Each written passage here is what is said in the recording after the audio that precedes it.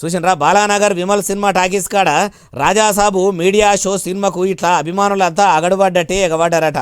వాళ్ళను ఆపుడు మా తరం అయితలేదని టాకీస్ వాళ్ళు పోలీసులకు చెప్పేసరికి రక్షక బడులు రంగంలోకి దిగి ప్రభాస్ ఫ్యాన్స్ను పక్కకు పంపే పని పెట్టుకున్నారట. మా అభిమాన హీరో సినిమాను చూసేందుకు వస్తే ఇట్లా మమ్మల్ని అవతలికి పంపుతారా అని మా హీరో సినిమా ప్రీమియర్ షోలు ఎందుకు వేయలేదని ఇట్లా పెద్ద ఎత్తునలో లియేసిరట. అయినా సినిమా విడుదలైనాక ఎప్పుడు చూస్తే ఏమున్నది, మొదలు చూసిన వాళ్ళకు ఏమన్నా ఎక్కువ సీన్లు పెట్టి చూపెట్టి తర్వాత చూసిన వాళ్ళకు తక్కువ సినిమాను ఏం చూపెట్టారు కదా. ఎప్పుడు చూసినా తీసిన సినిమానే ఎండి పరద మీద వేసి చూపెడతారు కదా. ఎందుకు అభిమానులమని చెప్పుకునేటోళ్ళు అట్లా ఆలోచన చేయరు.